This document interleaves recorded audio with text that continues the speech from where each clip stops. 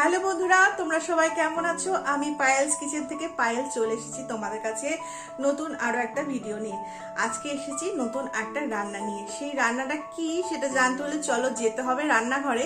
তো তার আগে বলি, আমাদের সবার কিন্তু একটা বড় প্রবলেম, সকালবেলা টিফিনে কি রান্না করা যায়, নতুন নতুন কি হয়। তো আজকে সেই একটা সমাধান বের করেছি।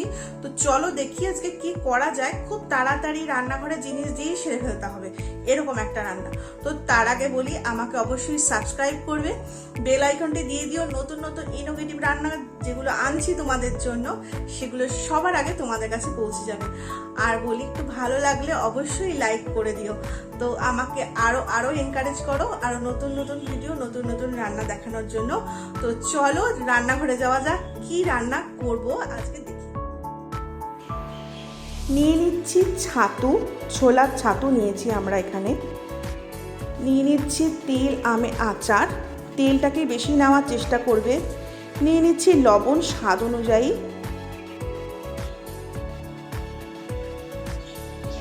এরপর নিচ্ছি গুঁড়ো চিনি। গুঁড়ো চিনিটাই দেওয়ার চেষ্টা করবে, কারণ গোটা চিনি কিন্তু ভালো করে মেশে না, তাই আমরা গুঁড়ো চিনি এখানে ব্যবহার করব। নিয়ে নিচ্ছি গুঁড়ো লঙ্কা,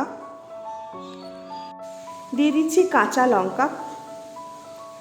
কাঁচা লঙ্কা কুচিয়ে দিয়ে দিচ্ছি। তোমরা এখন কিন্তু কাঁচা লঙ্কা নাও দিতে পারো, আমাদের বাড়িতে একটু ঝালটা সবাই পছন্দ করে, তাই আমরা লঙ্কাটা দু রকমভাবে ব্যবহার করলাম। এরপরে দিয়ে দিচ্ছি কুচনো পেঁয়াজ। এখানে আমরা 2 থেকে 3টে কুচনো পেঁয়াজ ব্যবহার করেছি। নিয়ে নিচ্ছি 1 চা চামচ মতন জোয়ান, 2 হাতে ভালো করে ক্রাশ করে নিলাম। নিয়ে তারপর ছাতুটার মধ্যে দিয়ে দিলাম। ছাতুর মিশ্রণটা ভালো করে মাখিয়ে নেব অল্প অল্প করে জল দিয়ে। এখানে আমি একটু ঝুরঝুরে রেখেছি ছাতুর পুরটা। তোমরা চাইলে কিন্তু ছাতুটা একটুখানি মাখা মাখা বা আঠালোভাবেও রাখতে পারো। আমাদের ছাতুর পুর রেডি হয়ে গেছে। নিয়ে নিচ্ছি একটা বাটির মধ্যে বেশি করে আটা। আমরা কিন্তু এখানে গমের আটাই ব্যবহার করেছি, ময়দা ব্যবহার করিনি। এরপর দিয়ে দিয়েছি লবণ আর দিয়ে দিয়েছি গুঁড়ো চিনি। আমরা কিন্তু গুঁড়ো চিনিটাই বারবার ব্যবহার করছি, কারণ গুঁড়ো চিনি ভালো করে মিশে যায়। আর দিয়ে দিচ্ছি সাদা তেল। ডো মাখা রেডি। এবার নিয়ে নিয়েছি গোল গোল করে লেচি কেটে নিয়েছি, ছাতু নিয়ে নিয়েছি আর নিয়ে নিয়েছি গুঁড়ো আটা। একটা একটা করে লেচি নেব, 2 হাতে প্রেশার দেব আর আটা মাখিয়ে নিয়ে গোল গোল করে বাটির আকারে রেডি করব। এই বাটিটা ভালো করে দেখে বানাতে হবে, সাইডগুলো প্রেশার দিয়ে পাতলা বানাবে, কিন্তু মিডিলটা মোটাই থাকবে। বাটি আমাদের রেডি হয়ে গেছে। এবার বাটির মধ্যে ভরে দেব ছাতুর পুর। এখানে কিন্তু আমরা অনেকটা করে ছাতুর পুর নেব।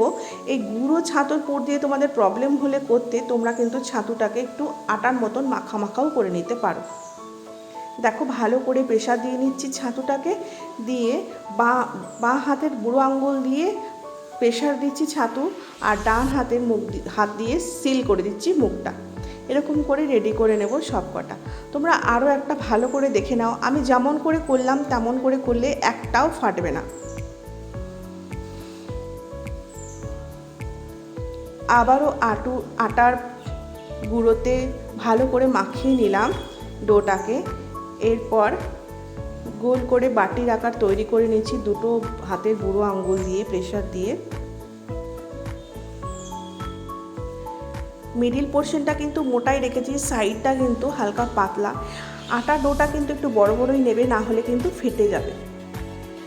এবার ধীরে ধীরে ছাতু দিয়ে দিচ্ছি। 2.5 থেকে 3 চামচ ছাতু দিচ্ছি প্রত্যেকটা ডোয়ের ভিতরে। এবার ভালো করে দেখো হাত দিয়ে প্রেশার দিয়ে নিলাম, বাঁ হাতের বুড়ো আঙ্গুল দিয়ে প্রেশার দিচ্ছি ছাতুকে ভিতরের দিকে, আর ডান হাত দিয়ে মুখটা ভালো করে সিল করে দিচ্ছি। রেডি হয়ে গেল আমাদের আর একটা ডো। এরকম করে সবকটা আমরা রেডি করব। দেখো সুন্দর নিটোল হয়েছে, কোথাও কিন্তু ফাটেনি, কোথাও ফাটেনি। এরকম করে রেডি করলে কোথাও তোমাদের একটাও কচুরি কিন্তু ফাটবে না। দেখো রেডি করে নিয়েছি সবকটা। এবার বেলনি চাকি নিয়ে তার মধ্যে আটার গুঁড়ো ছিটিয়ে ডোগুলোকে ধীরে ধীরে হালকা করে প্রেশার দিয়ে বেলবো। তোমাদের এই জায়গায় বলে রাখি, কখনো কিন্তু বেলনি দিয়ে প্রেশার দিয়ে রাউন্ড করার চেষ্টা করবে না ঘুরিয়ে ঘুরিয়ে। আমি কিন্তু হাত দিয়ে ঘুরিয়ে ঘুরিয়ে রাউন্ড করছি, কারণ বেশি যদি বেলনি দিয়ে প্রেশার করতে চাই তাহলে আটার ওপরের লেয়ারটা কিন্তু ফেটে যাওয়ার সম্ভাবনা থাকে। ওর জন্য হাত দিয়ে ঘুরিয়ে ঘুরিয়েই ভালো করে বেলবে। দেখো রেডি হয়ে গেছে আমাদের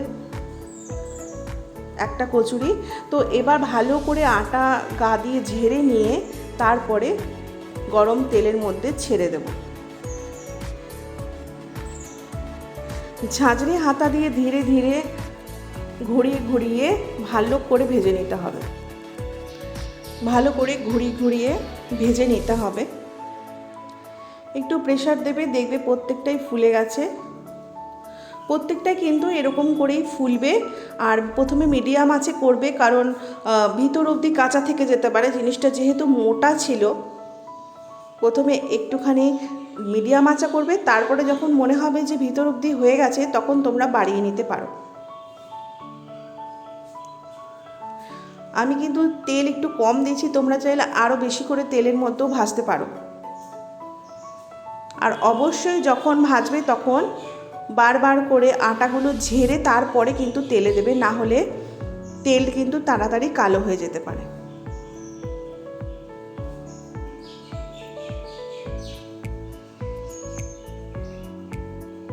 দেখো রেডি হয়ে গেছে আমাদের কচুরি। তোমাদেরকে আরও একটা রেডি করে দেখাচ্ছি। প্রথমে দেখো আটার গুঁড়ো ছড়িয়ে নিলাম, হাত দিয়ে একটু প্রেস করে দিলাম, এবার হালকা হালকা করে ঘুরিয়ে ঘুরিয়ে বেলে নিয়েছি। আটার গুঁড়ো কিন্তু দেখো ভালো করে ঝেড়ে ফেলছি, এবারে তেলের মধ্যে ভাজতে নিয়ে নিচ্ছি।